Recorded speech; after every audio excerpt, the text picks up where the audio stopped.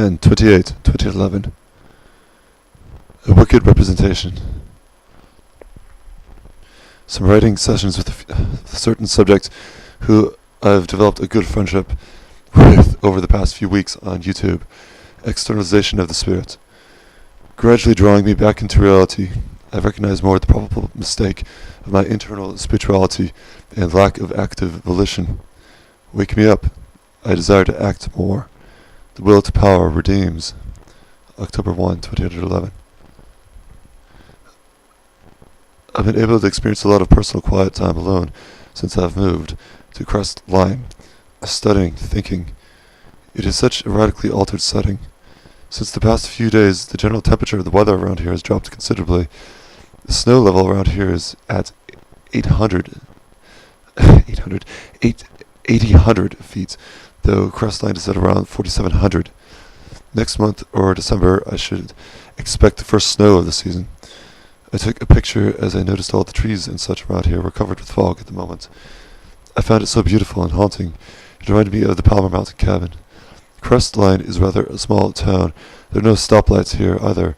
I love that. I'm certain there will be snow here this winter.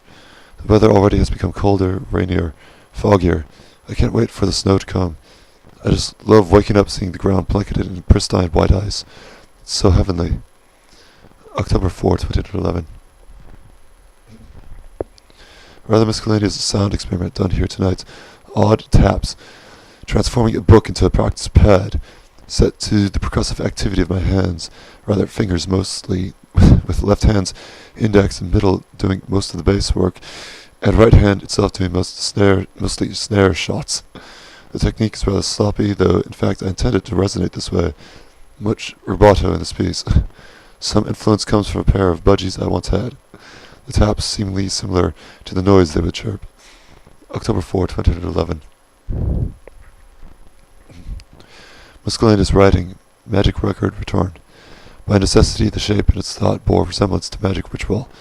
Haven't written in such form, sincerely, for two or so years. Most likely will likely write more soon. October 8, 2011. One more writing done here tonight, on reality and dream. Much different from the first. Philosophical and thorough this time. Stayed up late doing these. Now on to belated sleep. October 8, 2011. Some writing. Positive state of the world.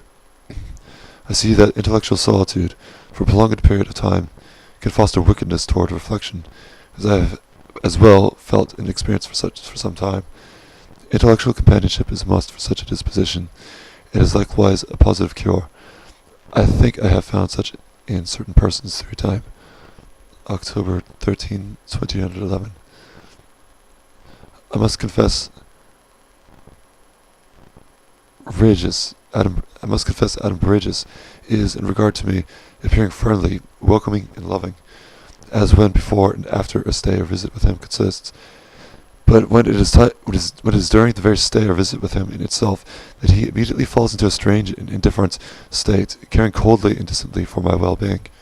I and Adam Bridges are very similar in certain characteristics, that of which I and most other people don't generally approve of, so I keep it in my mind regularly to distance myself from those traits, and to try to represent to these others a kinder and more agreeable disposition, though I understand from past experience that it is difficult to achieve this, simply because I am not naturally very kind, at least when I think about life, and think about various ideological things internally. Actually, now that I think of it, in person and in actuality, I'm very playful and am frequently found laughing a lot with others. I think the two dimensions of my character fight over themselves for domination, but sincerely, I secretly wish the internal side, the serious morose side of my spectrum, would become happy or joyous. However, it is not likely, so long as I dabble in world affairs and find incessantly the sad and feverish state of the world, and especially the West, has come to. It seems inevitable that my thoughts will remain directed and decided in this serious way for some time. I truly just don't see much of a positive change occurring in this part of the world, generally speaking, anytime soon. October 13, 2011. Here's something written much better than the writings from the past month. eternal universe, everlasting cycle. Writing regularly has been yielding a greater practice and sharper precision. Such a thing I desire to preserve, if I am to complete a truly credible magnum opus. October 14, 2011. A voice recording video done here in the late hours of the night. Thoughts. Stayed up the whole night on a side note. Haven't gotten any sleep yet. I don't feel weary though. I'll nap later in the evening probably. October 15, 2011. A few years ago, namely when I was around the beginning age of 16, all the way up to the age of 19, as it is known, I'm right now in my mid-20s. During these years, I was determined to entitle myself a National Socialist, taking this position in contemplation to so far and to such a degree that it is very similar in rhetoric, writing style, dictation, speech, passion, fury, and so on to the Führer Adolf Hitler, and several times while studying at my high school, due to various writings for class work that I had done and finished, engraved with such serious and passionate National Socialist content that I was sent off to principals with the psychologist and school authority, Adam Ridges being there, wherein the reasoning that I'm trying to illustrate is that my conviction with National Socialism was extreme. It has obscured over the years tremendously, but I want to know this. In regard, sentiment and respect I hold for National Socialism still remains, albeit in a dubious and ambiguous degree. In fact, if it weren't for that horrid withdrawal into stoic equanimity that I recall occurred earlier afterward, that if my special friend Tor had remained living within the vicinity of my neighborhood, and had not been shipped out and having lost contact with him over time, and all these various other occurrences, mind games and tricks from inferior slave realists, fear of persecution from liberals and thugs, etc., had not occurred, I fundamentally believe and am convinced that my thoughts, values, and ideologies still would have to this day remained, without radical change, alteration, or transformation, deeply National Socialist in origin, and I would probably have preserved a sense of material optimism that instead, as it became in this reality truly destroyed, would have truly remained preserved. I still am involved in my own kind of responsibility to read, study, and intend to finish Mein Kampf to this very day. I aligned myself with a morality that is very master-oriented. However, it is now very obscured. When one studies my writing, one will see throughout all the obscurity and mysterious profundity that allusions to nationalism, unity, dictatorship, imperialism, material utopia, etc., surprise and account to the reader, left and right, near complete disregard to appearing immoral, wicked, or proud. But it seems that my ideas are now blanketed, veiled in secrecy, like the magicians do. Aleister Crowley, John Dee, Eliphas Levi, and such, Freemasonry, etc. I think that doing this saves my soul from further insanity, pain, and torment, one such that I no longer can take, due to coming impatience and ultimate exhaustion from past ceaseless and incessant fighting and combat from the present degenerate modern subjects of the world, rather of the state of the West.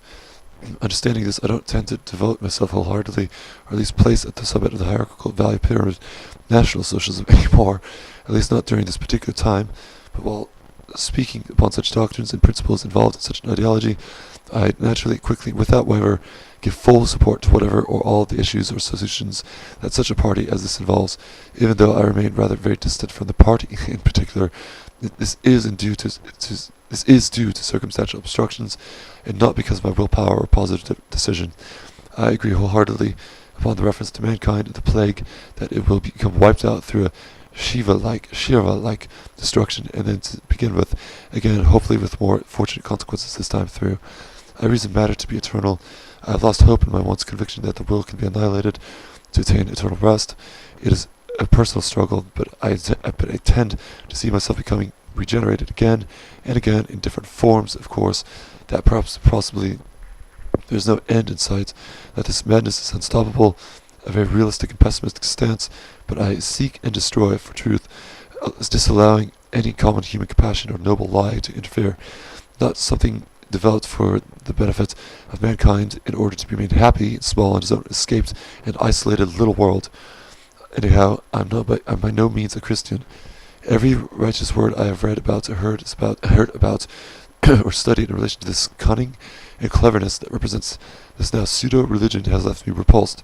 Before, in my every writing, as it has now become, makes reference and allusion to the necessity of mankind to drop this dogma, exit out of it, and annihilate all values that the Christian man aims toward, which upon exposure is a very indirect aim toward the drowning, suffocating, and death of master ideal pagans, Romans, Greeks, imperialists, monarchs, emperors, patricians, strong, healthy, and creatively self-valuing individuals. Of course, for the most part, these examples by their nature hardly stand the test of time and are mostly extinct. However, it is predictable by the study of human character that low and inferior herdsmen continue and persevere to find intelligent, noble, and virtuous ideas to doubt skepticism, silence with mass ethics, and erase from record, as this pattern is observable to the present day, taking place in the most banal, base, and despicable animal-like forms. Homosexual marriage, how preposterous! Drug use and its legalization, complete disregard for naturalization of immigrant subjects, etc. A hybrid, barbarous, entirely uncultivated state this West will now be. Knowing this, I give this 5 centuries or less, then the effect will become total. But matter is eternal. However, there's this universal cycle. Everything has its reason, its right, its cause to exist once more and again. Anyhow, to finish this writing, I want to show my loving acceptance of any of these values, morals, aims, and ambitions. As I do, and always will, love and regard with such great respect the ideals of National Socialism, or of things of such like manner. I really truly care less, even to this day, about appearing wicked, cruel, or evil to the vast majority of humanity. It simply does not matter to me. There is so much corruption, ruin, and mistake in the state of this West right now that sometimes I imagine a nuclear war taking place effectively to might cure the poisonous drivel that should long ago have been guarded against from becoming or having become preserved. This war, including the evaporation of myself as well. October 15, 2011. This writing done here seems to be my most elaborate, thorough, and comprehensive writing I've since finished to date. A synopsis of Western civilization. As well, it could be my most symbolically intriguing, I think. I stayed up well after sunrise and completed this in one total session, ranging from around midnight of the past night to noon of this present day, without a break in between. Feeling so satisfied, but not as yet accomplished. I only hope to get some readers. October 20, 2011.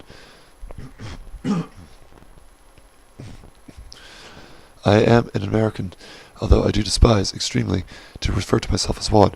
What intellectual solitude I must experience as a result of being placed here in this nihilistic, indifferent realm. I truly look to great eminent minds of the past, most of them being born and cultivated in Europa, or the Old World, Germany and Prussia, Mediterranean Greece, and Rome, Britain, and France. I love the old history and culture of Britain, very much so. It is so unlikely to know and comprehend that Western Europa itself is enduring and experiencing such soft, relaxed, suicidal travesty as it is here in America. A whole-scale racial evaporation is, as I both feel and know, imminent. I wrote just last night a full, though subtle and poetic summary of the history of Western civilization, as regard the influx of immigrants, etc., in Britain's land. I remember hearing somewhere the very same thing about them, those immigrants and such. Similar remarks. It seems Europa, as well as America, is symbolically undergoing a radical transformation and regeneration of stock and character, but somehow, some way, the will of the world is projecting, invading, and penetrating the walls of the West, with subjects bearing very similar symbolic characters in every state, although they are different in perception. Britain's gypsy, America's Mexican. The land here in my own country is thoroughly corrupt. The birth rate of Westerners here has fallen drastically. Near every Mexican family around here is breeding incessantly and possessing a full pack of subjects, outproducing the rate of our ability toward preservation. Likewise, as is the gypsy, the Mexican, on the whole, is almost totally indebted to slave morality.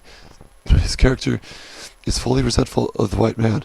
The language and tone he uses is very shallow, ignorant, naive, fast, childish, seeking and spying, and irrelevant of greatness, titanic force, of substance and depth, profound objectivity of speech, German or English, bears full rejection and mockery from him when he hears it, making it even further more difficult to find breathing room. As such, he likewise prefers to commit crimes left and right, and it is almost impossible to approach purely and without him casting judgment upon my skin, or upon the notion that the white man still tramples his land. He is in general utterly exhausting. Work and employment with him is near impossible without resorting to the need to associate with him to hear him spew vile debauchery about rap, trash, racist sentiments of his own, and overall hatred and thug-affiliated stupidity. Though, on the bright side, I like this mantra very much. No happiness without order. No order without authority. No authority without unity. Unity, again, is such a necessary thing if a civilization is to flourish without interference from mockery, misunderstanding, or foolish oafs or free, libertarian slaves, as such free subjects are still intellectually, morally, naturally slaves. Anyway, anger is very much a joy to me as it is a delight, knowing that there is reasonable purpose to this. It is likewise very aware, wakeful, and healthy a state to be in, unlike the millions of subjective hordes that remain in a state of sleep, a dormant condition, casting off with pseudo-philosophy any will or desire to take action in the external world or to establish a state of order, knowledge, and wisdom within their realm of understanding. October 21, 2011. As such, I feel that most of the rest of my friends right now are not partial enough to form high grades of intellect, true culture, and ambition, a consideration necessary enough to share thoughts with me legitimately and virtuously. One woman alone is my light of culture right now, yet because of this I bow ever the more reverentially to her. I care less for the majority of the others. I'm likely rather solitary right now in companionship, but I am fine with this. The nature of humanity bears very few genuine individuals. Such a conception is a rarity, yet I share my knowledge willingly, quite enriched in an optimistic return to the true ways of hierarchy, nobility, tradition, and superior spiritual cultural creativity. I look forward, if ever I will, to the perceptions of this germination of a new determined golden age. It is inevitable by judgment of wisdom, in the eternal cycle revolution of nature and existence. October 22, 2011.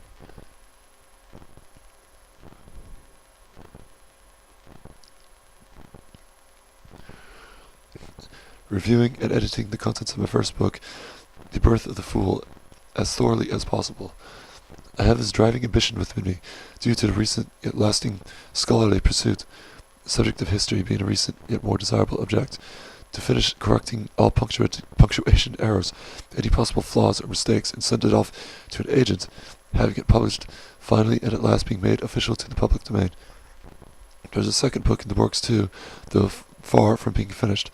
The Birth of the Fool, too, it is to be called. With time, this project will certainly complete, at least so far as I shall command myself to do this, which I am relentless to get it done.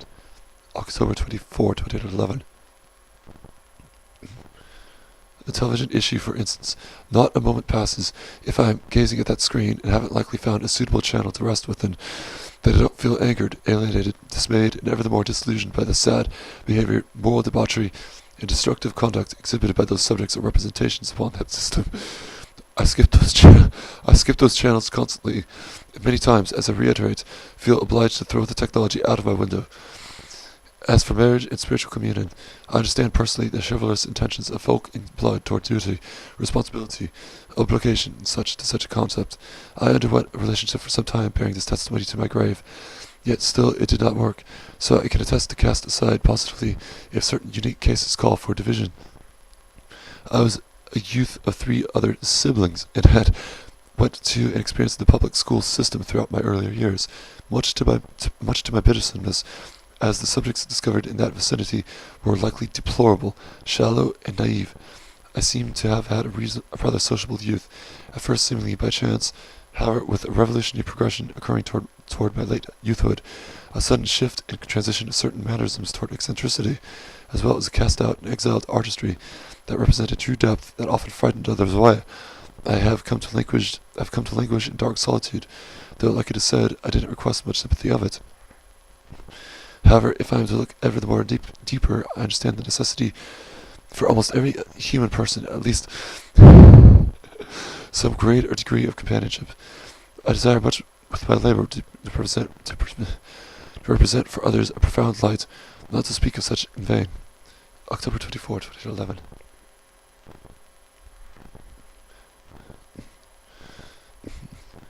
A rather unique logic, a rare form of companionship.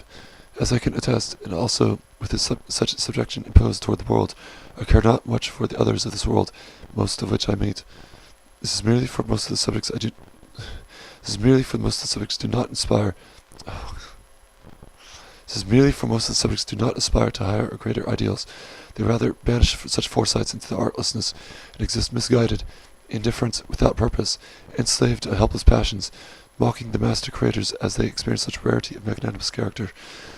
I ravish in their luxurious thoughts of knowing eccentricity in some way to exist, for I find so closely and compatibly this notion, as I myself, as I reiterate this, am like and considered as such. Deep thought in the search for clarity and coherence, power and richness, harmony and order, such are the things my world outside my personal self does not profoundly understand, or merely fails to affirm of or to approve of, out of moral fear or of an a priori indoctrination with ideological liberalism and narcissistic individualism. I perform a quiet life.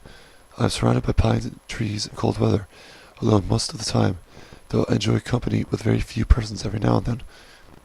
October 24, 2011. I'm sure I will eventually experience a snowstorm this coming winter, something that I've both been looking forward to, out of the idea of its pristine majesty, and looking pessimistically toward, for transportation in it is largely a pain. Personally, I've become rather nocturnal, seemingly by chance, over the past few weeks, probably occurring from staying up very late, riding frequently during the several days in the recent past, and I've come to experience the opportunity of seeing the sun rise again more regularly. I must say that the overall feel of the weather, the temperature and the climate, the trees, foliage, and nature itself, has been breathtaking, a grand material conception. The scenery here is wonderful. I've been reading voraciously these days. I've pretty much determined myself to succeed in the path of scholarship on subjects such as philosophy, history, and religion, as a kind of substitution for actual employment, so that desire and labor find their way to reconvene themselves through necessity. I love journeying toward a lake, bringing a book with me, simply sitting down, reading by the side of a lake's elements. There's a lake in this town, too, one that I see rather regularly. My place is working out very well. I truly enjoy living here. I can say honestly that this epoch era of my life is certainly one of the most joyous and constructive so far. Unmentionable, unutterable, unholy of unholy, and I get along perfectly, and I intend my situation to remain as it is now for as much time is to come. I'm pretty sure there are some colleges down the hill in San Bernardino that contain pianos and practice rooms with them. With the start of December, I shall look more ambitiously into playing the piano at a college practice room. Soon to begin recording, filming, improvising once again. October 24, 2011. My window directly beyond my resting seat has a view to the pine trees that shortly in a month or two shall become blanketed with cold winter snow that I love so much to experience. It is truly splendid living here. It is indeed a quiet atmosphere, one almost so romanticized as it is rightly spoken of it. The livelihood I possess of it is something I truly adore, desire to preserve, for myself and for certain others that have a sense of cleanliness and moral virtue, that wouldn't destroy the environment or manipulate it purely for their own sake, which is a rare occurrence, but I know undoubtedly that I shall assuredly count some among these special others. There's brought about a fine point in some words, dynamite, fromage, and such. I think that a great procession and formation of energy and a peculiar comprehension into gaining attention from a woman of a certain kind has been an occurrence of me for a great deal of time.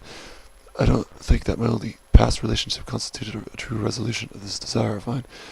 I started off rather ugly and repulsive in my character, as in rather vehement in violence, death metal, gore, literature, and such, and stupidly barbaric in political doctrine, somewhat early on, in naive statuses of pseudo-National Socialism and paganism, it being so that the world is a limited place. Only so many individuals within a given time come across a series of art or representation, so that many of them are wavered away, then having left it in a kind of romantic isolation. Well, in my case, I slowly and obsessively would overcome my past errors and mistakes, riding over them newer, more refined and assimilated political, philosophical, and ethical doctrines, finding the necessary or desirable way of attracting a rightful subject that is acceptable and affirmative of me if ever to occur again. I think I am tempted to find a fine and cultivated one that is intelligent, not so clever or cunning, but strong, certain, honest, and caring, basically pretty much a whole configuration of masculine traits, but only found in a physiological woman. If it is at all possible, I manually ask myself, though in the past, in one instance, I've come across a specific, unique person whose writings and general perspective were full of Nietzschean power. Who is the bonfire I had made of war, particularly on the YouTube channel account named Title Appellation Way, True Nerves the Final. Virility, ethical virtue, and interest in caring, never nihilistic, which is a trait so commonly found in the Weltanschauung of a feminine character. So indeed, I know the answer is likely that such an experience is possible, though it is so rare and timeless to find. I proceed forward, however, and continue to attempt a search for that cosmological, ethereal, and spiritually ideal woman, if she is at all ever to be found in my lifetime, particularly one that is of my age. I keep in mind very much the notion that a few others and I are rare individuals.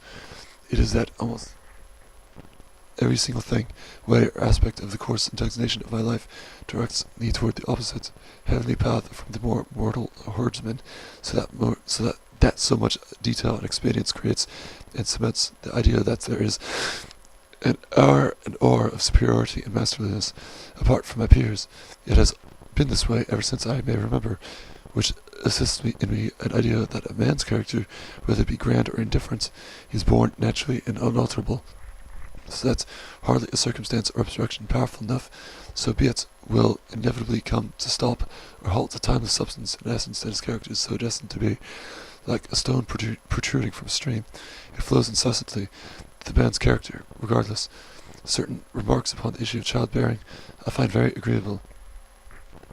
If ever I were to marry, which I am coming to terms with through these days, recognizing that such an idea might not be possible to correctly achieve, a friend of mine and I had discussed this concern some years back and came to the conclusion of many things, but most importantly we decided upon disapproval of child deliverance for the both of us, Odin and Tor, particularly so such as the final, due to the ever declining, receding and dying state of the civilized West, for simply the fear to send our offspring into this world, as it has sadly become, it is rapidly becoming. We also felt the sentiments of disowning ourselves from our race, declaring ourselves to be our own individual and unique breed, due to the abominable depravity and severe ludicrousness that the white man has slowly yet surely come to in his own state of being. If our lives were existed prior to probably the Second World War, 1942 or such, or more realistically, now that I have redefined and reevaluated my statements, if prior to the days of the invention and implementation of Christianity, during and before the reign of Augustus, perhaps, or even the more during the reign of Pericles, and likewise existing a part of the advanced and cultured Mediterranean world, then assuredly, without a doubt, would I have declared my position and found compromise and justice in the idea of being a part of the world of the white man. October 26, 2011. 11/7/2011. Letters of interest. Spent much of earlier today researching the action and work it will take to successfully find an agent to really begin the process of publishing my book. A thorough research of agent databases will commence. I will observe any unethical practices that the vast majority of them seem to impose: upstart fees, editing scams, high-cost commissions. There are great amounts of places that direct good knowledge. I think if I were to begin mailing inquiry letters to various agents ambitiously, I will be one step further seeing this book become officially available into literature's history. An exhausting task this should be, however, yet the reward vastly overwhelms the pain. October 28, 2011. I've just a little while ago assembled together a one-page inquiry letter to be sent to various book agents to try and establish a partnership to represent and eventually publish my book. 3 emails to certain agents have been sent out already. There are so many agents available too, thanks to some very helpful and informative websites that I have found. I'm going to continue tirelessly sending out this query letter to as many acceptable and professional agents as I can find. Undoubtedly, I will come into contact with one sooner or later. At last, I will proceed to phase 2 with the task of publishing my book. October 29, 2011. I tend to take the world very seriously, especially when I think deeply into certain things, relevant or in reference to beauty, purity, clarity, ideal aesthetic judgments, that this all seems to encapsulate and summarize the vast significance and symbolism of my world, of as many details and particular subjective ideas. I usually seem happy and joyous when certain objects of the will bear little purpose, yet simultaneously appear positive and constructive. Knowing this, I feel it acceptable and agreeable to form a liaison and dialectic with them in order to laugh, become comical, fool around, and seem happy, with the more serious and heavy concerns for the external world still remaining in check, not without rupture or of abandonment. I remember very well, however, the respectable justifications and positions that the Fuhrer had held in regard to the justice of animals. I've heard from some sources that he was vegetarian, owned 2 dogs, I think, and overall loved that and fought for the protection of dogs and animals in general. It is 0530 in the morning as I write this. I seem to have become somewhat nocturnal during this past month. I fall asleep generally around 300 in the afternoon, awake around 300 in the morning, and stay awake until it is time again at 300 in the afternoon to fall asleep. This is a rather strange sleeping pattern, I've come to think. One thing I truly enjoy is that every day now, while under this pattern of sleep, I see the sunrise in all its beauty, which is something I hadn't experienced for a long time prior to this development. Earlier, I would fall asleep at around 1200 at night, and awake at more or less 1200 in the afternoon. An unfortunate loss of the grandiosity the morning sun exhibits. As it can be seen in regard to the hours, I do tend to sleep a lot, probably much more than the ordinary man, but I feel that for me it is natural and necessary if I am to feel wide awake, energetic, and prepared for whatever action throughout my day. I think that it is because I tend to think so much and so deeply that I tend to wear myself out so very quickly. I'm rather solitary, as one may think. Here at my cabin there is only one other person that lives with me, usually throughout the week. He is gone for multiple days, so I indeed get the place to myself for many stretches of time, and can experience a state of true silence and peace of mind. October 30, 2011.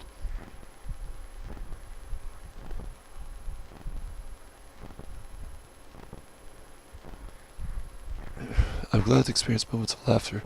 This is something I do experience every now and then, yet only when in the company of things I find agreeable and silly, or simply preposterous. This usually involves a complete detachment from subject matter, having to do with modern, provocative humor, things laced with excessive political overtones, certainly a prerequisite to turning me off. I can see much relation and agreement with the idea. I would not enjoy what passes for comedy these days on television upon certain conditions. I, despite needing a certain pessimism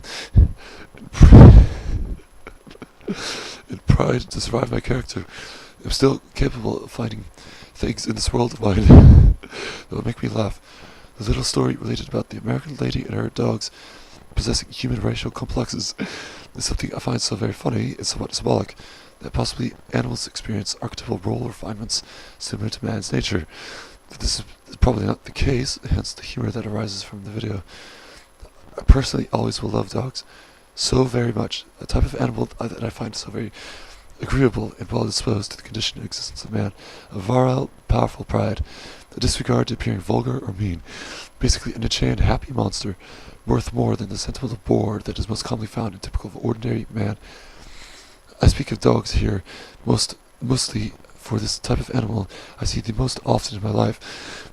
There are many dogs around here in my neighborhood. Some can be viewed running around, barking and such, down the little hill from our window that I write this from. They bark constantly, yet are so friendly and enjoyable. I forever mean to find a copy and read The Myth of the 20th Century. This is one of those books I've for a long while intended to get a copy of to study with my collection. I've heard many great things about this book, being a long, obscure in subject, yet detailed information tome.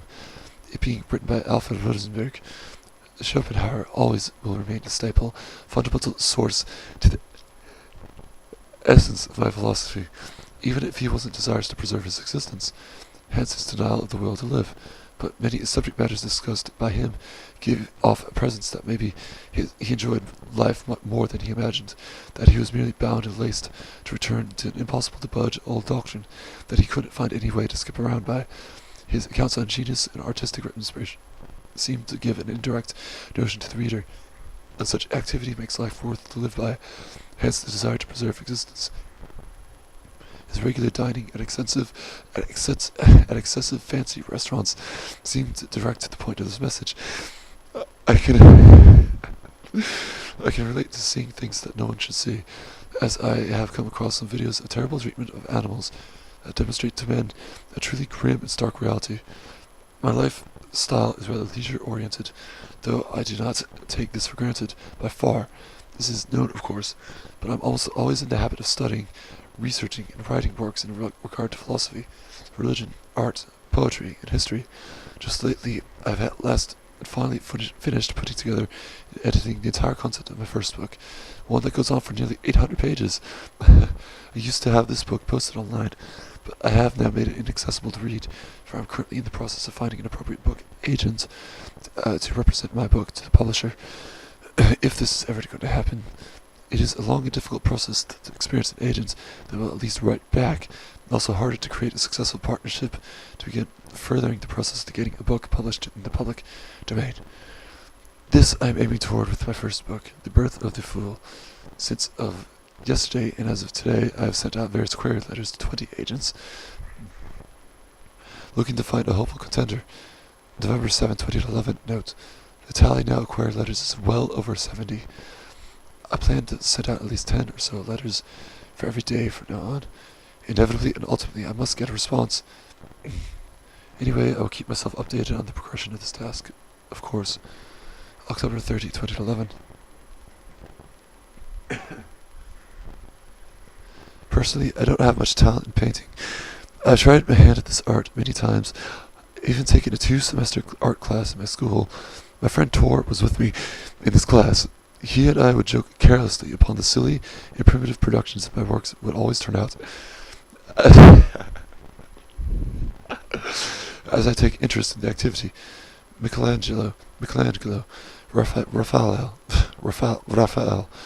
Correggio, and pretty much all the Renaissance and Baroque period artists, Rembrandt, etc.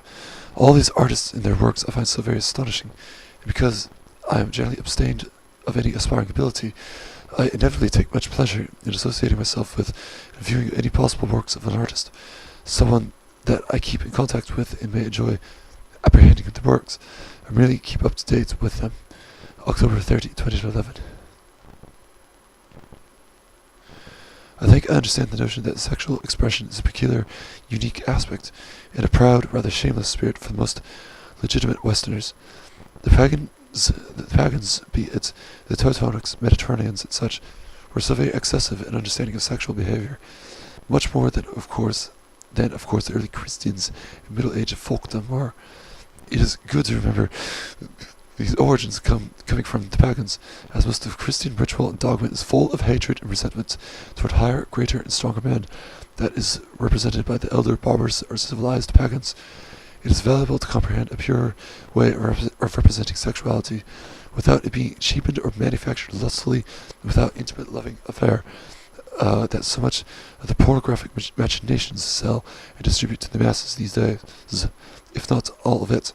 I've come to feel it rather adulterous to view pornography anyway, even if sadly now and then I have no other source of inspiration to complete of artistic criticism, be it menacing and severe, such is so very unnecessary for art that is laboured upon, spent with so much effort.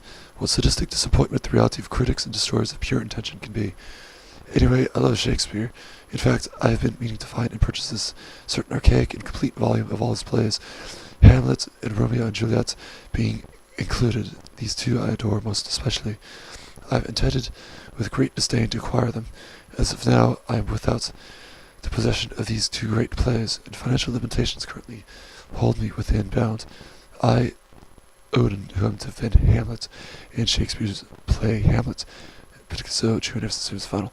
I, Romeo, I, Odin, who am to have been Romeo in Shakespeare's Romeo and Juliet's play, Final.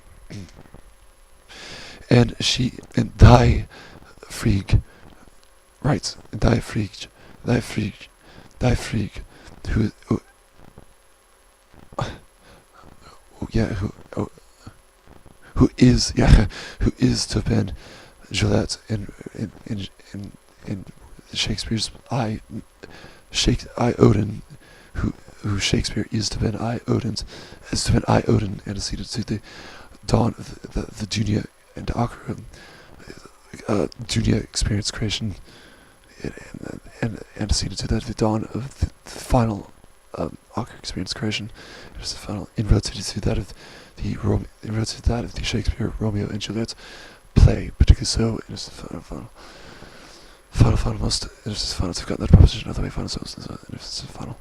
It is the final. It is that. I plan on heading down the mountain today to a bookstore and purchase a few books, perhaps on history and or philosophy. It is normal for me right now. They are ever so joyous for me to read. A week or two ago, I purchased Oswald Spengler's Decline of the West. I've read several dozen pages. I've read several dozen pages into it so far. October 21, 2011. Personally, I've developed, unfortunately, quite some trouble in keeping myself aroused during intercourse when I was once intimate with my partner as well. Simply, at times when I merely do my thing alone, I require rather kinky and unusual behavior or activity if I'm ever likely to complete. I think it may be due to some medication prescription I've been on for a time. However, I feel I'm sharing something very personal, but I think it is significant and necessary if it must become known to others that they are to comprehend and understand more considerably my life, desires, philosophy, and ambitions, that these are likely roundabout and indirectly affected by the sexual troubles I have acquired. That now that I think more upon this, Victorian sexuality sounds rather interesting. I admit I'm not really aware very much of the sexuality or sexual artistry from this earlier epoch. It seems something comforting, and as such, much more intimate than the typical get-together of persons these days that bear no feeling or interest for each other and are simply performing themselves for the sake of a camera or for an audience. October 31, 2011. Every now and then I will update my collection of writings with letters I've written. Certain letters alone that are by no means trivial, superfluous, or fleeting for me. I've done this many times with the messages of Tor that a long while ago we would send to each other. Earlier, it was pretty much Tor and I alone. However, it is true, with a new friend's presence and an arrival and spiritual manifestation in my life, I found it has come to represent something ever so meaningful, important, and significant. The majority of the letters, messages she and I send, I find so very righteous and necessary to preserve in some way, to make them known, or to have them archived to the public as such, simply for there is ever so much content of worth and value, so many fundamental ideas that I desire not to see withered away or to become forgotten. These ideas and such that are discussed between the two of us. October 31, 2011. I want to make it clear that with my friend's presence within my life, with her writing and the responses I craft and return to her, and these create something of such worth and value for me that I feel are so meaningful to determine or engrave them into a near eternity by adding those thoughts into my recollection. A review of my first book would be so difficult to describe, though I would say that it contains much fundamental archetypal philosophical ideas coming from a newly conceived and reborn character at the time. I was 19 years of age when the first original writings were then commenced and produced. I was also fallen into that stoic state of equanimity that I described some time ago, listening into and understanding more passionately the morality of inferiors, which I think now was a rather great mistake, as I later found hardly any credibility, validity, or reason in listening to a lower-class subject that represents nothing much but insincere love for his masters, clever and cunning tricks to confuse and enslave the master into the very pit. A general necessity to flatter the inferior if a culture clash or war with him is to be avoided. Overall, a general desire was thus conceived to steer away from him and direct my thoughts higher once again, and leave the peasant at his lonesome. As merciless or cold-hearted as it sounds, yet there is so much mercilessness and cold-bloodedness in this inferior subject, as there is in me as well. Anyway, in my book there's much wholly deep and original symbolic poetry, influenced very incessantly by Thomas Gabriel Warrior of Celtic Frost.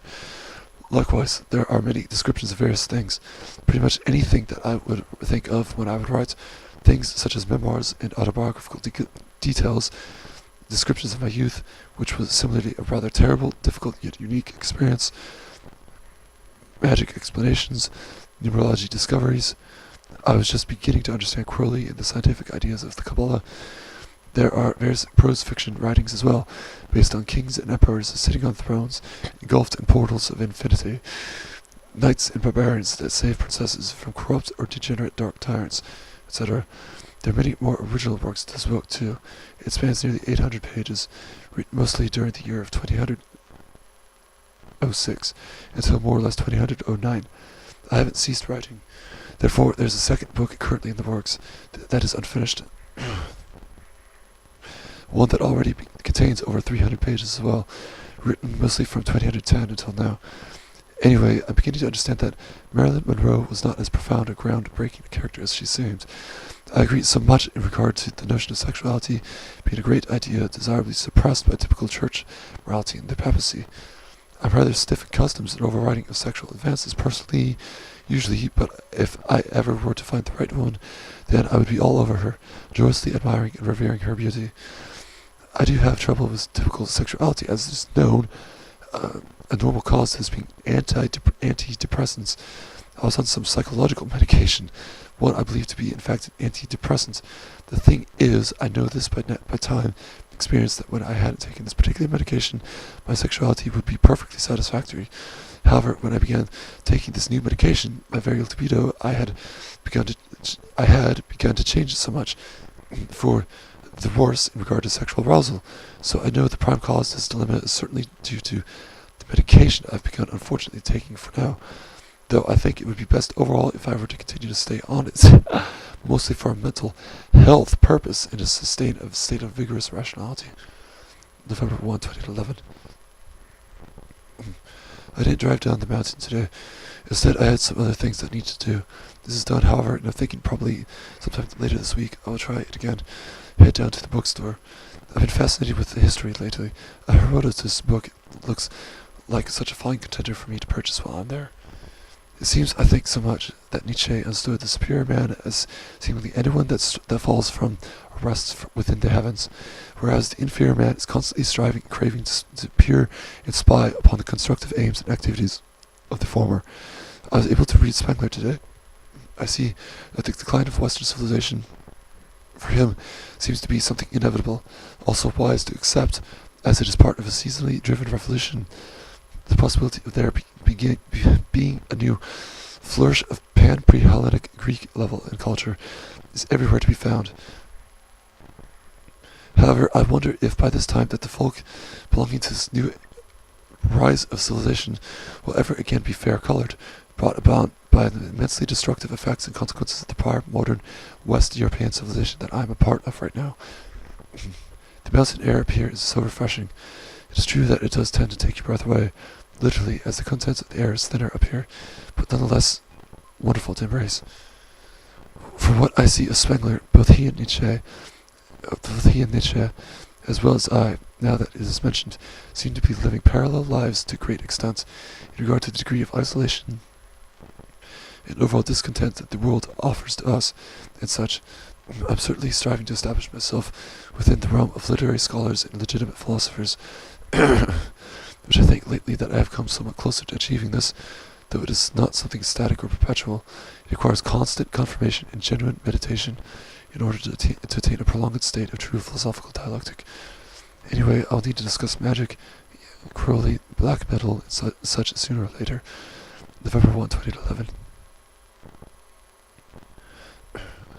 The overall morality and advertised ethics within this show, Nogan the Nogue, as well as those that are similar to this one, are a great timeless step up from the classless cesspool of degenerate television that now ungratefully disgraces the television screen of today. And some of it is so truly sickening that I am left in a state of momentary disbelief, yet come to terms with this, as I recognize most assuredly the reality of human nature, with its inevitable preference for liking things low near the mud, and prying upon bestial animalistic behaviors, for the sake of finding it amusing, which for the superior man it is not, by far, and it becomes tiresome for him almost instantly. As for black metal, death metal, extreme music and such, I have it contained in me a long history during my youth and early adulthood when I would listen to this music, trying to emulate it, which I successfully did once by composing, performing, and recording 6 or so songs under a one-man band, typical of black metal projects. The moniker of Sorcerer back in the moniker of Sorcerer back in mid 2007. These songs, at least 4 of them, can be found on the internet to this day. There is a highly informative and historically veteran website influenced greatly by extreme music, www.anus.com. I know the name is unlikely, though they claim to do this for philosophical reason.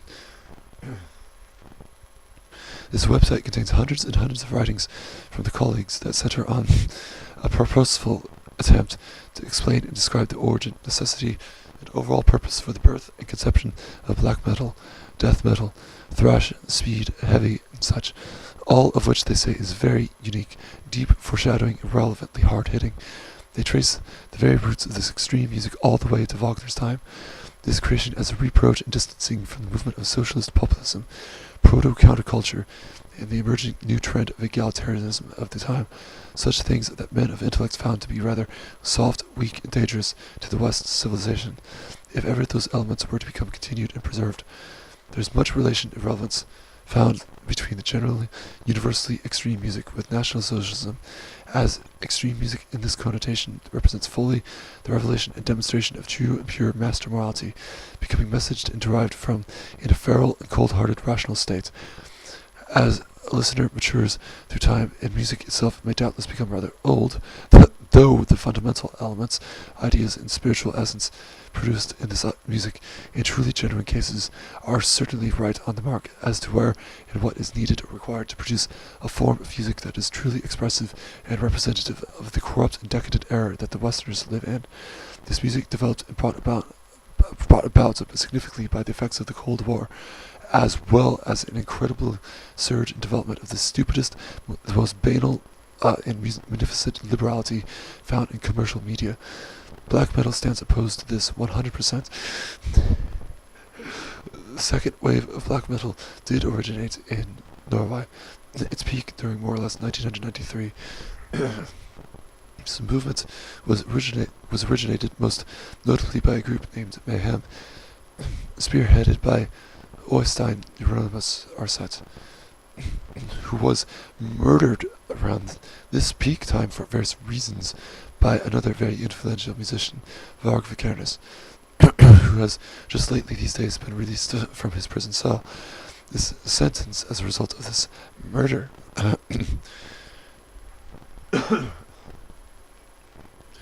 there's much history to the second wave. A lot of it absolutely represents some of the most extreme, brutal, and fundamental compositions found in the lexicon of music created in general. Black metal bands such as Mayhem, Darkthrone, Enslaved, Bittersome. Bittersome belongs to Varg Vikernes, who himself has at times felt more or less great sympathy and alliance to National Socialism and paganism in general. Death metal bands like Morbid Angel, which the lyrics to this band I personally find so very preferable, philosophically accurate and profound in correlation and reaction to the present state of the decadent West. Footnote: Øystein Euronymous Arset, who has been Abiel in the Old Testament of the Holy Bible, and Varg Vikernes, who's been Cain in the Old Testament found within inherent part of the Holy Bible, of the Old Testament of the Holy Bible, particularly so such as the final twin, so summary, so final, so the final two, final,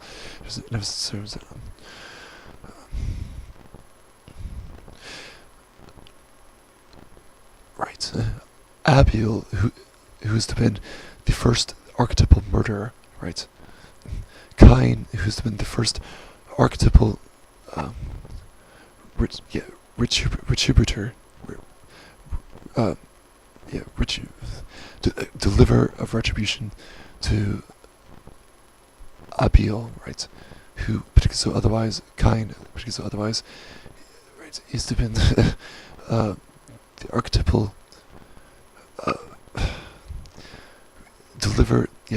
deliver a retribution in the defense of the archetypal first murder act, the archetypal first act of murder way, right? Relative to that of the first archetypal murderer, Abiel, right? Relative to that of Abiel, particularly so relative to that of Abiel, who is to have been the first archetypal murderer in the Dunya Earth experience way. Introduced to the funnel. Twinly so somebody so fun so ultra to the funnel. To have gotten that proposition of the wave altogether, somebody so fun so ultra so introduced to the funnel.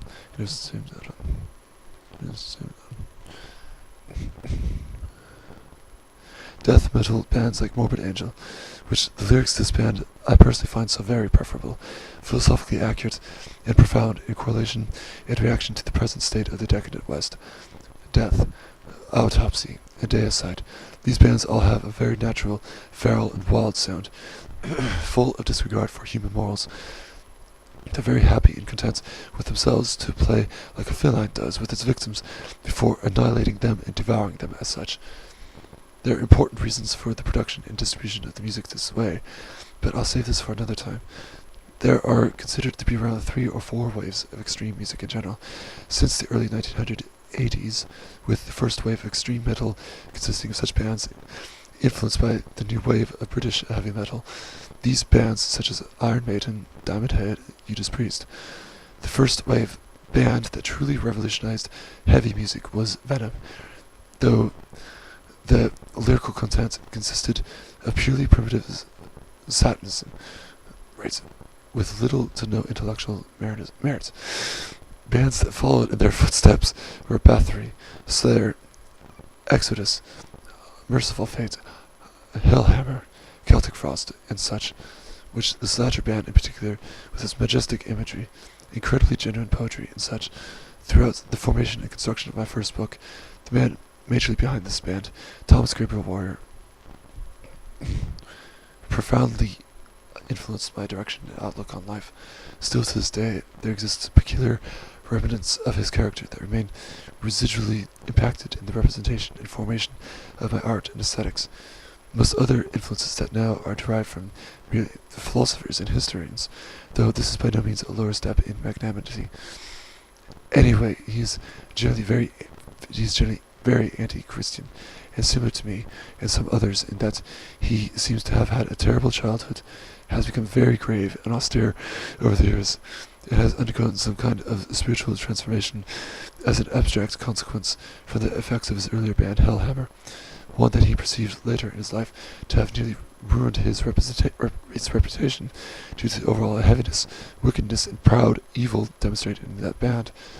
He later came to terms with this, however, which I think is a good thing. I myself have begun coming to terms with my past very fierce National Socialism as well, returning to a freer, more unreservedly pure mentality. November 1, 2011. I'm certainly in allegiance with others in regard to the despicable, manipulative, and poisonous treachery that commercial television has come to so far. After its rather glorious days and years in the distant past, when even couples sleeping in their own beds on shows would need to be separated and given 2 beds, moral standards that today are unfortunately laughed upon and totally misunderstood. Hollywood is pathetic. In fact, hardly a cinematic movie produced after more or less the year of 1995 has gained my attention. Even prior to this year, there were so many movies that I found disgusting. I'm hardly a moviegoer because of this desperate situation of American or European cinema in general. There's so many tricks the producers utilize merely to generate a fleeting sensation of the viewer, nothing of a substance times provocation. Historical critique or genuine artistic brilliance can be found in the contemporary age of trashy and filthy cinema. The same, I say, goes for television as well. The sad effects and miserable consequences of the manipulative condition of commercial media creates a sedated, entranced, and intoxicated public, hypnotically relating the latest spurious momentary ideas in a kind of zombified, puppet-controlled fashion. There are masters above that are pulling the strings, however, they are not justified or legitimate in their reign at all. So many of the persons I have known, or at least have heard recognition of, were stupefying themselves with intoxicants and manipulative substances, are likely still doing this to this day, simply for this habitual nature is determined by their low and manufactured characters. Democracy, truly, democracy, democracy, democracy, truly, democracy, truly, democracy, democracy, truly is a government run by idiots that are led by idiots. I recall the divine Plato. That organized and classified various types of governments in his republic. There are genuine monarchies, aristocracies, oligarchies, and such. As it is, democracy was rightfully ranked the second lowest of them all, just above unjustified tyranny, as he understood it as the idealization and transvaluation of all the unintelligible ordinary mob, something so banal and tiresome to glorify, as the harvest bears so little fruit from the sad way of statehood. Anyway, black metal is usually full of hate and despise for the common masses. Truly, it rightfully targets the church as the archetypal, originative, organic source of modern imbecilic degeneracy. Wagner's music seems to truly represent a kind of transcendental remembrance of fallen heroes, those that try and attempt to change the world for a noble cause, however fail to succeed in the attempt while in the realm of concrete reality. However, they become remembered and glorified in the realm of the spiritual mind of the folk that secretly or devoutly wish for the heroic efforts to have succeeded.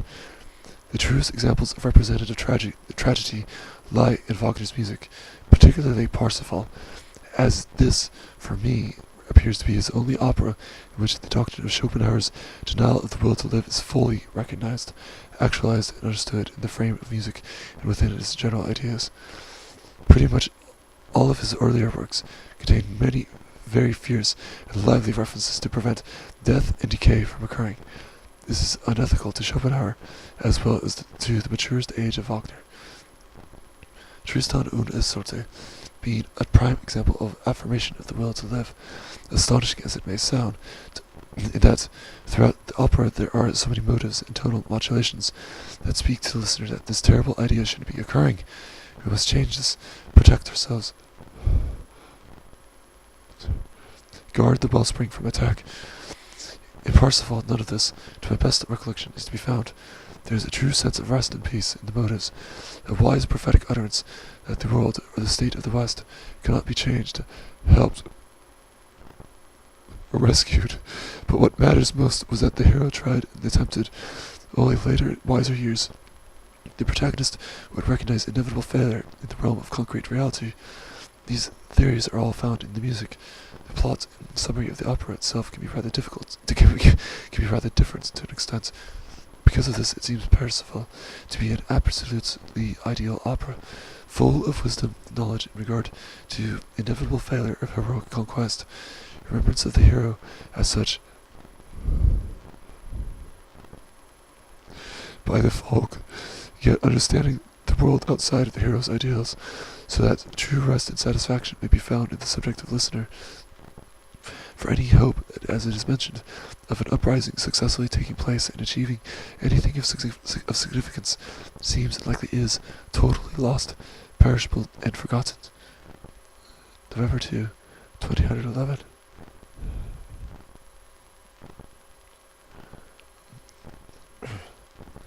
The Myth of the 20th Century, written by Alfred Rosenberg, is, I think, a book that should be available somewhere on the internet, archived as a web documented download. I'll look around for it and see if I can ever find it on here. Savitri Devi's book should be interesting. I'll check into this book of his sometime soon. Anyway, it is true that most of the time Adam Bridges and I tend to commune together as well, rather well. However, it was only a few years back when things between the two of us were quite different, mostly due to a rather youthful expression of dark desires in art, some things Adam Bridges never would understand, neither would tolerate so long as I were living under the roof of his house.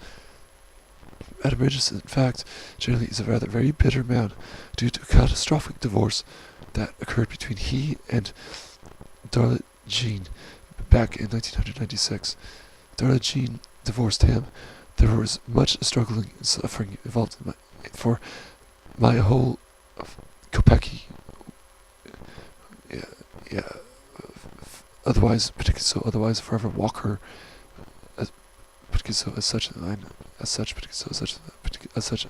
Otherwise as such that mind is final. To have got that, to give that mind as such as will do, as such as final. Family, it is final. It is final. It is many outbursts of rage and hatred from them. A lot of things back in those days I find now were shaping and conditioning my character as to what it would become. I lived with Adam Regis mostly from my age of 15 until 19.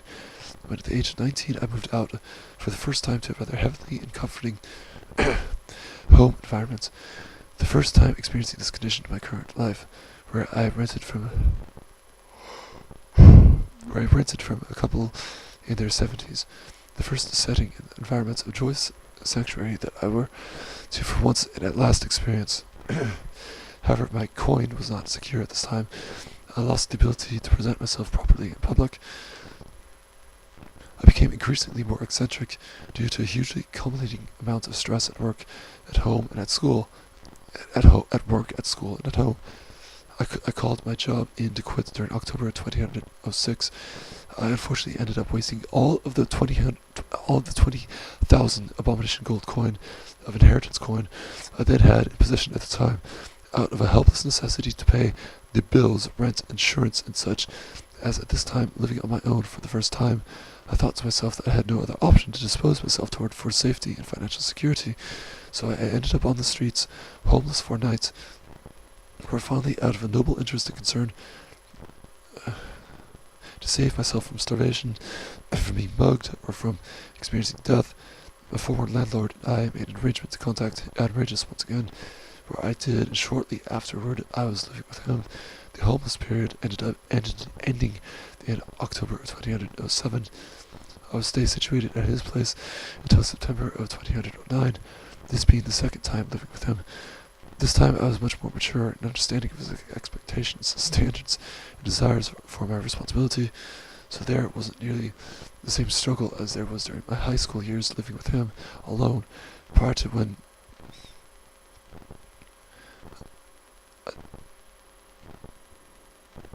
a djinn of Satan, right? Prior to when a djinn of Satan would come into contact with Adam Regis and move in with me as well at around the year of 2004, 2005. Everything living with Adam Regis after 2007 was much easier. However, I moved out to a rather primitive cabin in the mountains all alone during September of 2009, just after breaking up with Iden of a year and a half, and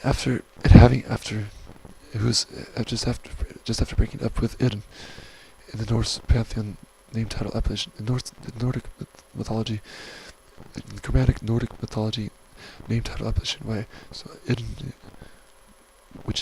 who is to have been Manganelise Mano, is final. Is therefore Iden such as final. To cut the purpose of a final sense is final. To get that mind as such as well too as such as final. To cut the purpose of a final sense is final. Treat us as final. It is just after breaking up with Iden of a year and a half, and having very few contacts available for me to find comfort in, the time situated at this place was rather hellish, as there was a tremendous amount of solitary loneliness.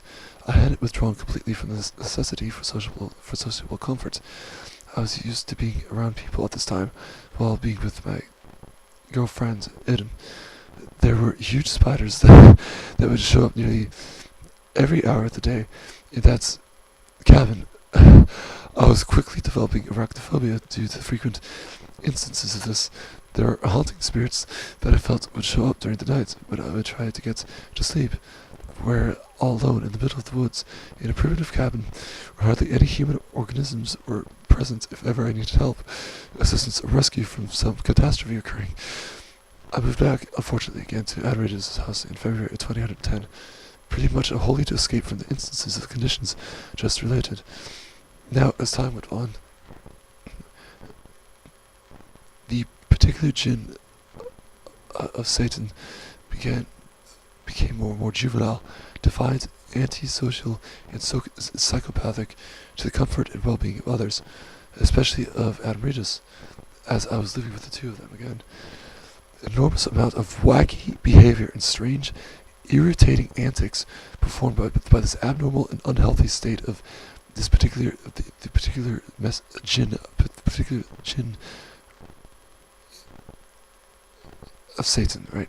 This particular jinn to Satan, this particular jinn of Satan took place, and had soon driven both I and Adam Regis crazy, near the edge of insanity. Really, we found it basically impossible to evict him, for he presented himself as a real threat to Adam Regis and Adam Regis' home.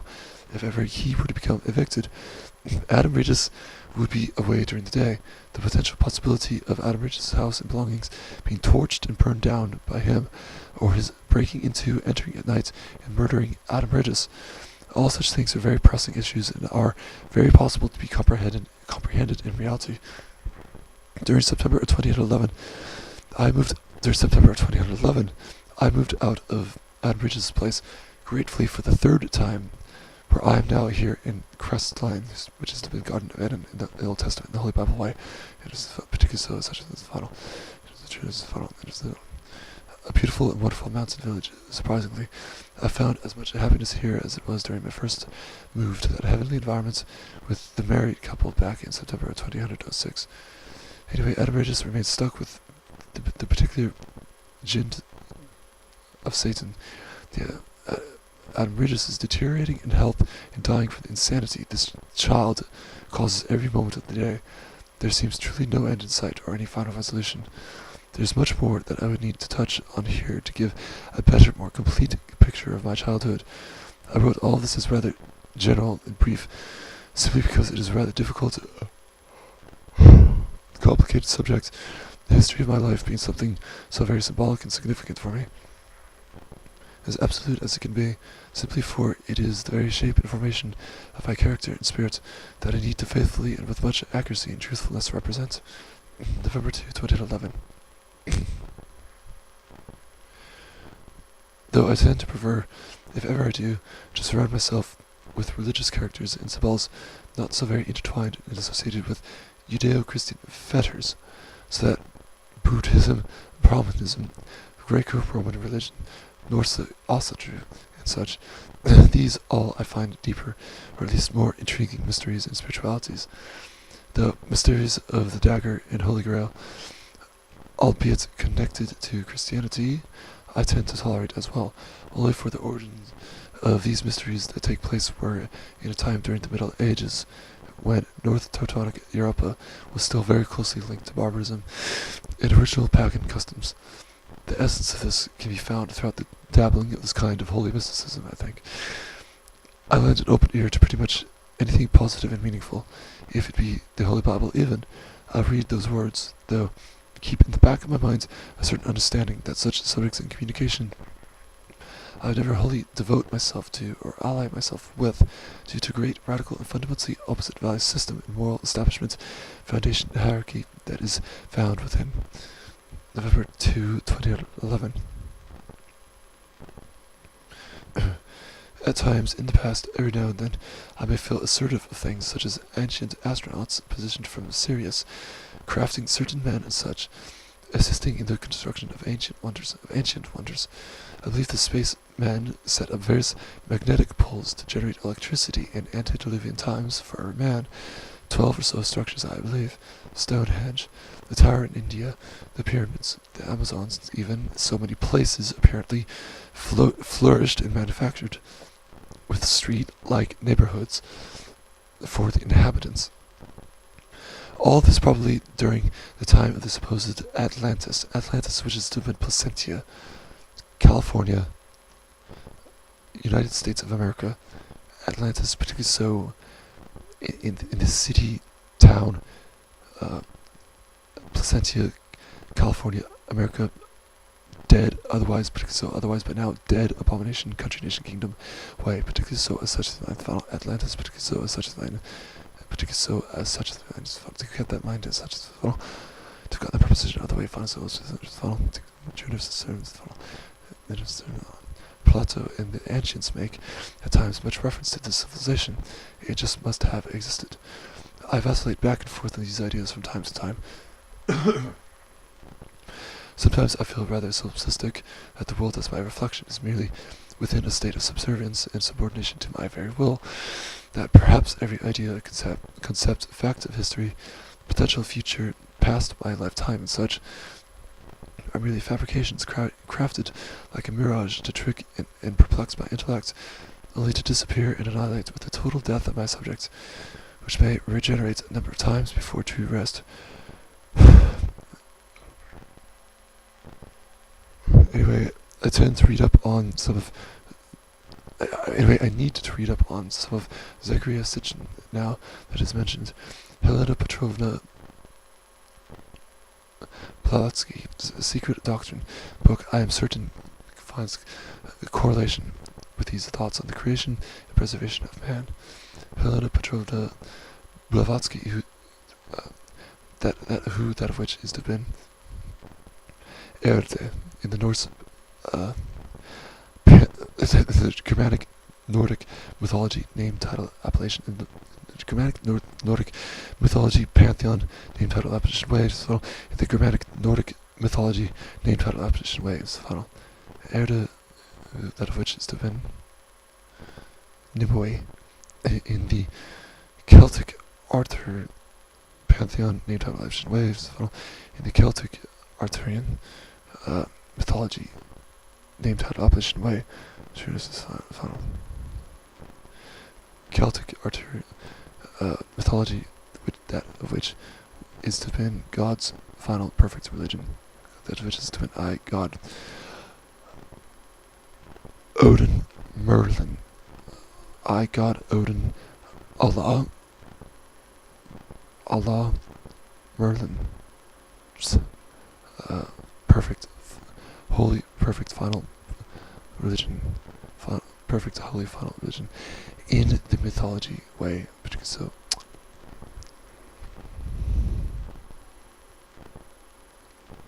such as final. Islam, which is to be I, God, I, Allah, God's holy, perfect, final religion, in the religion, in the textbook of literature, Holy Quran, religion, way, Islam, book of literature, holy, divine, perfect religion, way, particular, so that's final. To have gotten that proposition out of the way, final sales is the final. To get that mind such as well too, such as that's final. To have gotten that proposition out of the way, final sales is the final. Altogether, summary of final sales is the final. Trueness is the final.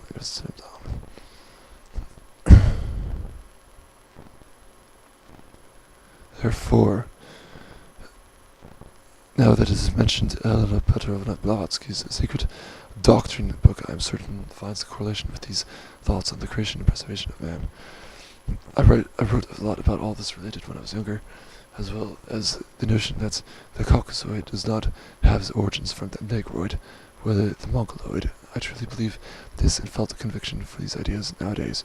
I'm ever more doubtful of any such relevance. That these three races originate from different sources, that the Caucasoid was in fact the one race descended from the heavens to necessarily and inevitably dominate the earthen world. However, this is not seemingly ever going to happen anymore. Like a Wagnerian tragedy, the Caucasoid fails in his attempt to rightfully totally conquest nature and existence. It is presumed the Negroid originates from the ape. The Mongoloid origin seems a mystery, likely a mix between the two other races. One should read some of Count Arthur de Gobineau, if one has already. There is much information in his book that I'm certain one would find comprehensive if one hasn't heard of him or studied of him yet.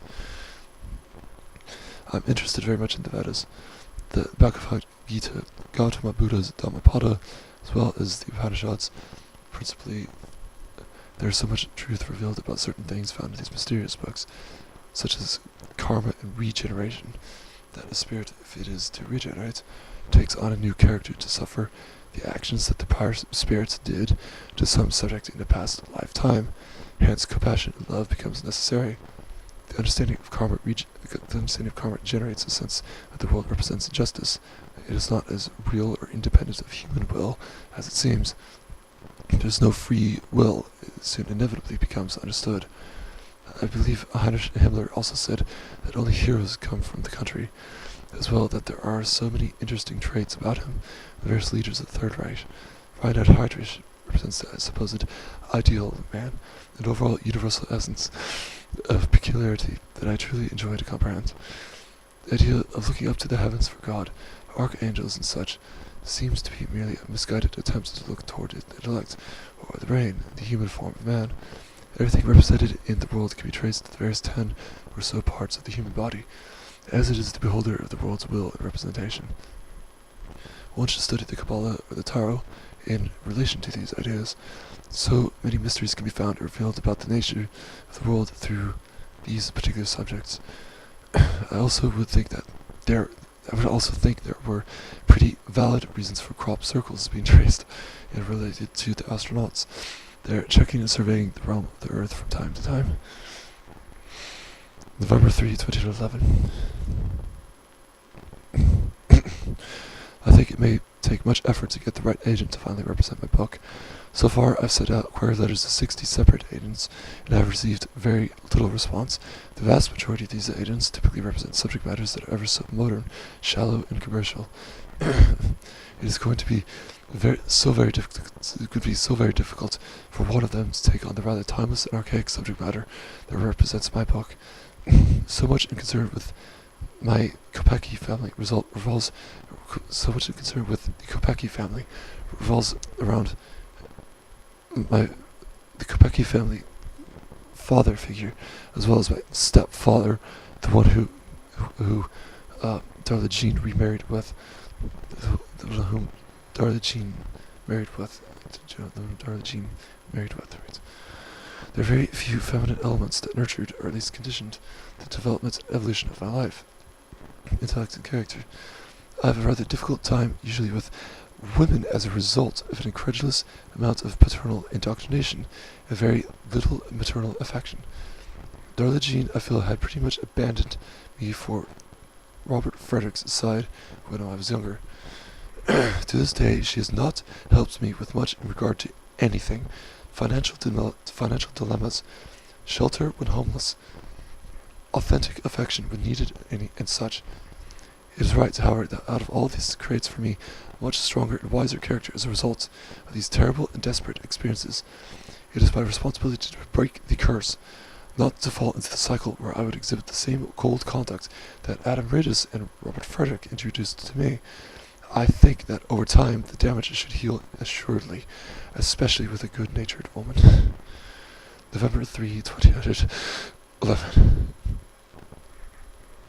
Fortunately for my own, I am stationed here in Abomination, with a rather free situation, though this does not satisfy my political desires entirely, not at all. I lend my passionate sympathy for the situation and condition that my fellow men are currently positioned within Europa. It is unfortunate to be brought up in helpless to the corrupt state of things that are now taking place there. There will be an ideal change, I'm sure of this, whether it be a decade from now or several millennia, the latter being most likely. Anyway, I think that it is so very vital and important to think for oneself. Schopenhauer wrote this whole article devoted primarily to the subject matter alone in his essays and aphorisms. Doing this truly increases the perspective and rhetoric, skill and talent and such in combating, really expounding theories, ideals, principles and subject matter to either oneself or to others. I try practicing this. It really helps to develop a great degree of deep intellectual power. The major reason I'm having difficulty with finding the right book agents that will accept my work, I think, is due to these very money-hungry, corrupt conditions that I have since reiterated. Hardly one or two of the 60 agents I've come across list philosophy as a subject matter of their interest. All I would find their representation interests are banal, mediocre concepts, such as self-help books, women's issues, pop culture, even so-called homosexual interests. I found irritably in nearly a dozen or so of the agents I've contacted so far. It is despicable, sad. I feel left unmotivated to continue pursuing this task. I may likely take a break from this today and tomorrow. I worry sometimes of the pressing fact that I might perish before I get my book out, even from the pit of my very room, to other persons' eyes. I'm young, I know this, but anything by chance can possibly happen. I just can't allow tragedy to occur before I'm legitimately known within the public domain. This is how I feel, at least. Actually, I'm a very loving person of woman. That is, conditionally, if I find the right one for me. If she's devoid of feminism, if she's devoid of feminism or modern democratic values, if she is loyal, trustworthy, a faithful partner, pure from intoxicants or prior degeneracy, disillusionment shouldn't be much of an issue. Disillusionment shouldn't be much of an issue. These conditions, I know it seems immoral, but along with merely finding her character pleasant, right, unique, and such, there are other elements I'm sure that I find attractive. I assuredly would enjoy spending a life together with her. I've been able to cool temper Outrageous's wrath for nearly all the later years I spent living together with him. Basically, there's so many characters out in the world that I can adapt to and adjust to, as this is a specialty of mine, due to a very difficult experience in such environments and settings in the past. As it goes, I'm so positive if ever I were to meet or form a closer, more caring partnership with someone just for me in the external physical world, I would love every minute of her presence and company. She would not be the kind of person I would ever dislike or despise. Not at all. Basically, most of the dismay or contempt that I feel for a woman is rather within a general spiritual historical voice that I hear in commercial media, democratic politics and such. These political values and ideals that are soft, weak, that are so-called soft, so-called weak, that are soft, weak, right, temporal, short-lived and such, that I have already confirmed and found difficult to relate to. I see how they are sourced from Judeo-Christian fetters, the primary religious spirits designed for the low class, slave-like peasantry. It is this kind of feminism, or feminine spirits that I dislike, not a woman in her organism or person. Anyway, because I was deprived of maternal love and nurtured comfort in my youth, it seems that there was a need for me to reevaluate and transform my condition in accordance with the degree, level, and kind of love that I needed to satiate myself with. I am so glad to understand that the rather unfortunate situation that I experienced during my youth can possibly, less necessarily, be overcome sooner or later in a probable future. November 4, 2011. The first snow of the season is occurring here as I write this now. It is so very beautiful and atmospheric. I will take some photographs of it when I feel up to doing so sometime. Definitely a comforting feeling seeing flurries gently, quietly cascade to the ground, covering the earth in heavenly intentions. A lovely day today. November 4, 2011.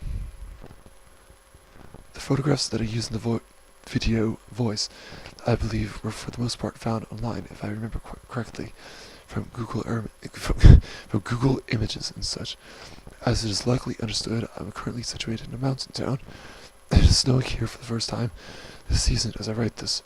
The view around my cabin is so very beautiful at the moment, with the snow just blanketing the earth in a coating of pristine whiteness. I've written much in the past as well. There's somewhere on my profile a link to more of my writings. I'm by no means afraid to write. I've done so much in the past. I only recorded that voice video as an attempt to try something new. There's another video similar in content that is more recently made and uploaded, the thoughts from October 2011. I currently am in the process of finding an agent to help publish my book that I have written, one chronicling certain 800 pages of writing dating from the years of 2006 until 2009. It is a difficult process to have the right agent find me. It will take some time before the book appears rightfully in the public domain. Anyway, my cabin and nature around me right now is so very beautiful and atmospheric indeed. It is snowing heavily at the moment. November 4, 2011. Snow can be both majestic in its beauty and troublesome for transportation. I was able to stock up on groceries today just before the snowstorm hit, though it wasn't a big storm at all. The snow will likely melt away by tomorrow or the following day. The cabin that I live in is very nice, actually. It is not primitive at all. There is the second cabin I've lived in throughout my life. I may have discussed in my voice video that I live in a cabin. However, that was a different time and a different era of my life. The cabin that I lived in prior to this one was rather primitive, full of spiders and spirits. The power went out frequently. It was overall a very undesirable place to live in for me. I had very few contacts at the time as well, so loneliness was really beginning to trouble me. The cabin I live in now is virtually a good-sized home owned by unmentionable, uneligible, unholy of unholy. A djinn of Satan is found. So, there is a high-speed internet here and pretty much any amenities that would be found regularly in a decent-sized home. I've seen hardly any spiders since I've moved here during September of 2011. There seems to be hardly any spiritual activity here either. November 4, 2011.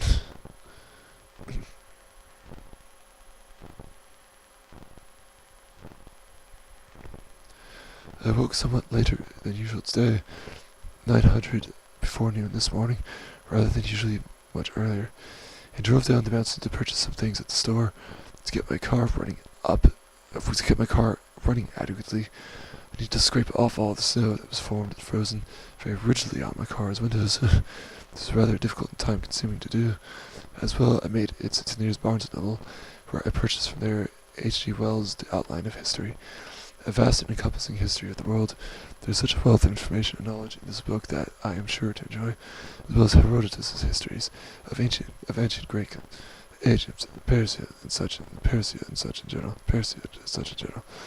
of the Peloponnesian War, the specific war that ended with Atlantis' defeat and subsequent loss of her golden age that was once endowed with Pericles.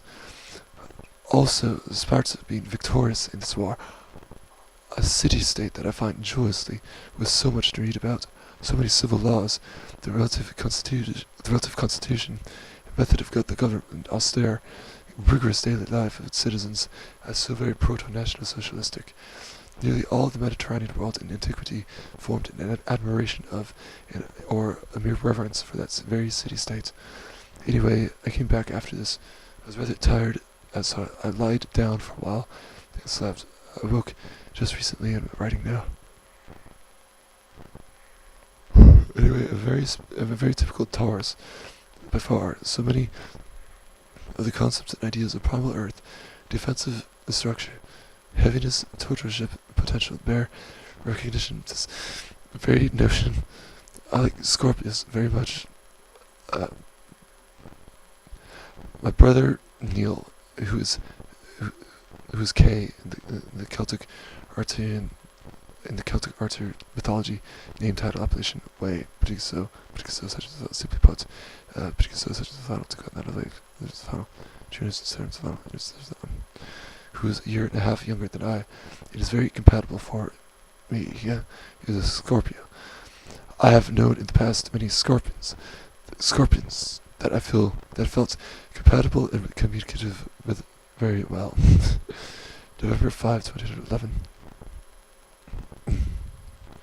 It seems rather that the West has been predetermined and fixed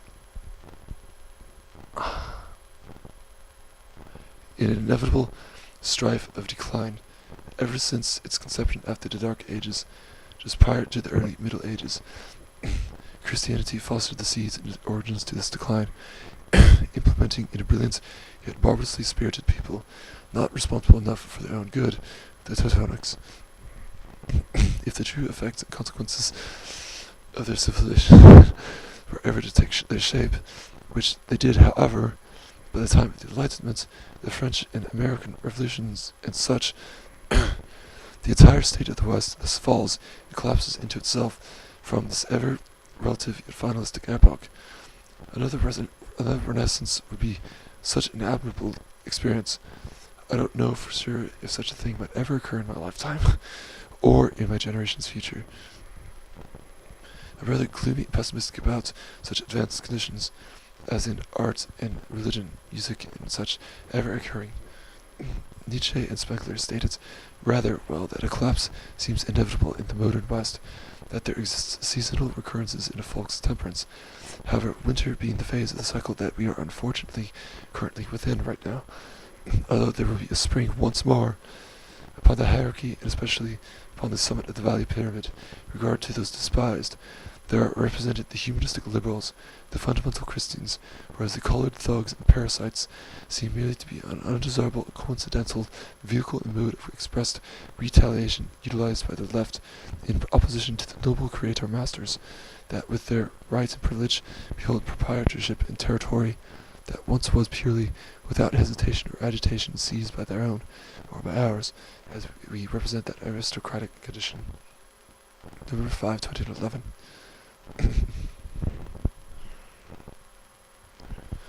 Today, so far, has consisted of nothing very uncustomary. I have awoken only a few hours ago. It is 10:20 before noon as I write this here. It is snowing. Just a little while ago it began. It is so beautiful here. I'm sure it will snow even more sooner or later. Today I will likely devote myself to reading some of the many books I have acquired as of late. This day seems to have such a very intimate personal atmosphere to study in. Everyone in this town is likely indoors. It is the weekend. Fireplaces are lit. Love is in the air. I would assume for many.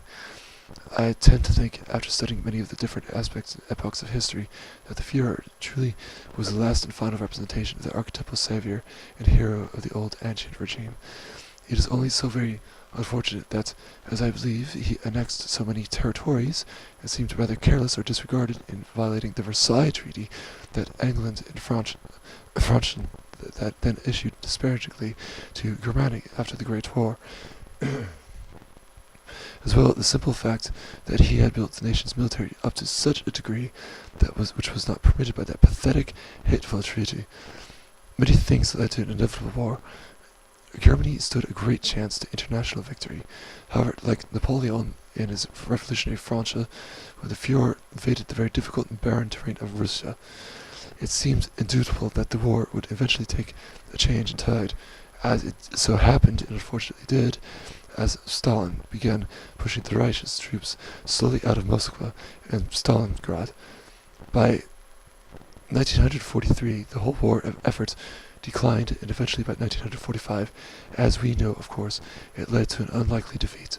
If only Hitler did not violate so much the Versailles Treaty, annexing Poland and such, I am sure National Socialism would have been alive to this day if it were acted upon otherwise.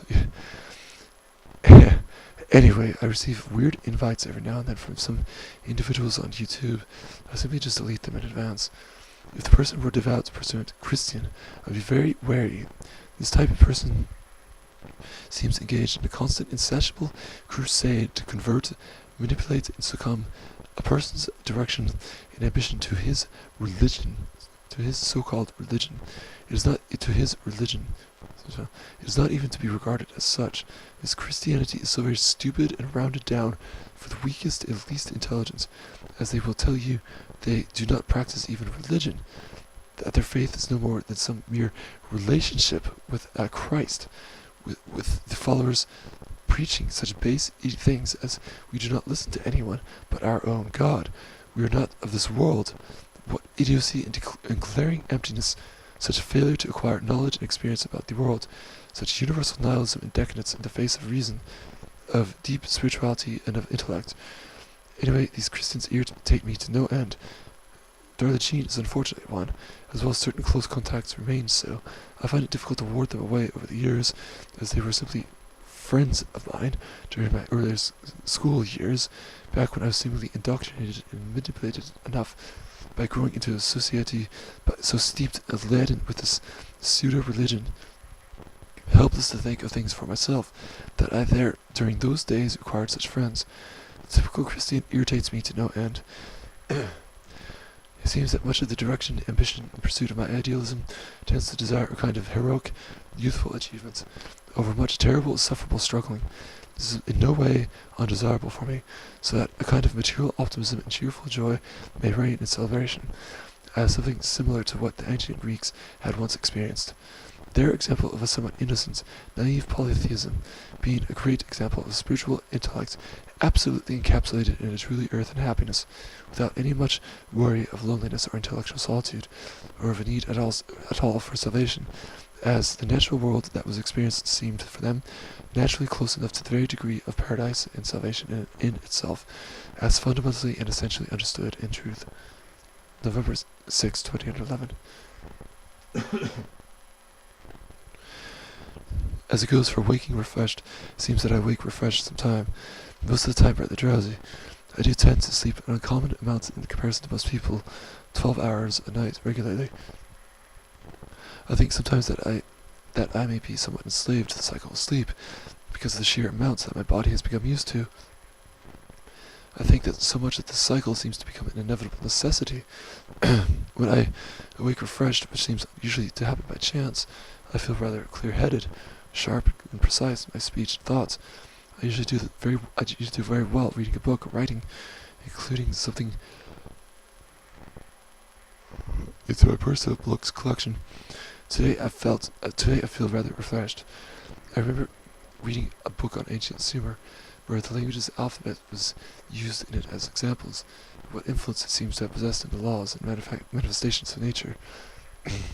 Everything about it reminded me of twigs, leaves, creatures, fishing poles. It was incredible. I've had much interest in Sumer over the years. I find the city name Ur, the name itself, so very primitive, yet archetypal and fundamental in power, virility, courage, and simple wisdom.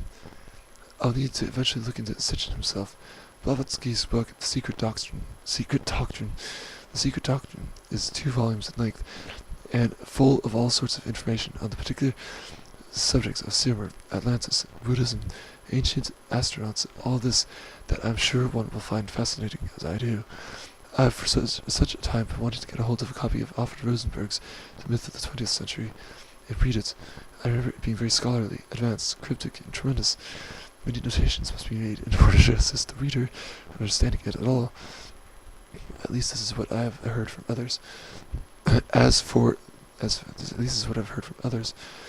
Kabbalah, the origins of this metaphysical system do in truth derive from the Hebrews.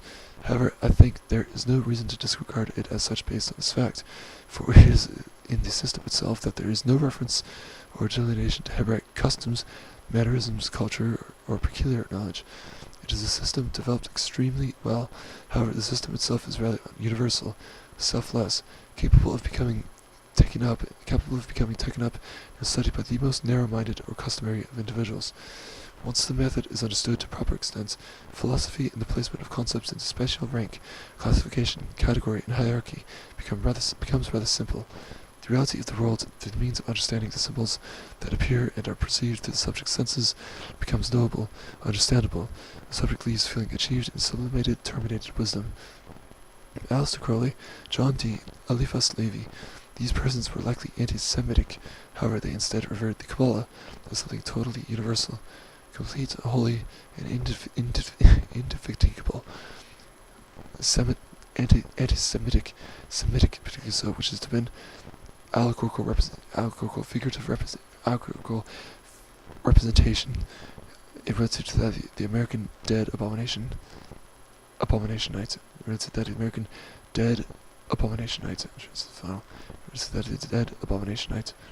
Related that the Dead Abomination. Related that the Dead Abomination Night. Which is the final.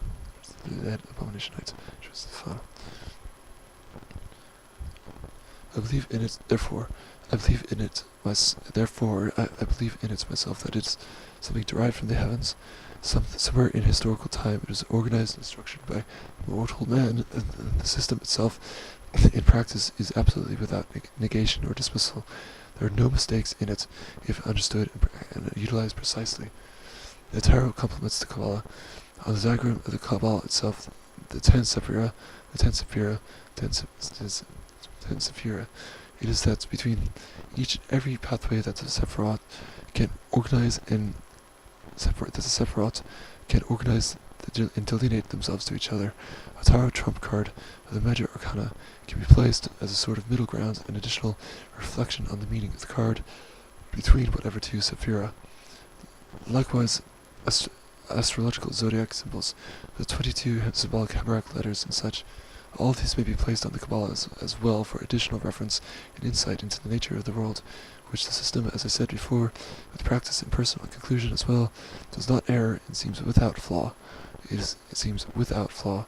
It is rather difficult to understand it wholly, especially if at the beginning I would recommend Crowley's Magic Book 4, as well as 777 and other Kabbalistic writings, as two very good instruction books. It's two very good introduction books into the ways, means of magic, Kabbalah, Tarot, astrology, and such. November 7, 2011. It seems rather discontenting to find civilization literally enforcing and subjugating brilliant minds to the work level of peasants or merchants, as though these people were not worthy enough to occupy the classes of rightful leisure and true aristocratic learning. There are times outside my present epoch that recognize the necessity of nature. However, unfortunately, I'm not blessed enough to experience that in my lifetime. Generally, unfortunately, I'm not blessed enough to experience that in my lifetime. Generally, I've heard and read somewhere things about the hollow Earth theory. For instance, how the Earth can be entered from the North Pole and such. Tula used to fascinate me. There were these proto-national socialistic politicians that were very much interested in this culture and formed parties in revolutionary respect and homage afterwards. I think Crowley was more along the lines of pessimist and genius. Some of his behavior and practice was rather quirky and strange, though many authors I remember having referred and recalled some of his textual passages as incredibly genuine and intelligibly capable. A very great knowledge of hidden, obscure secrets and less well-known details. Anyway, a Roman salute. I send my abundant love and affection, as always. November 7, 2011.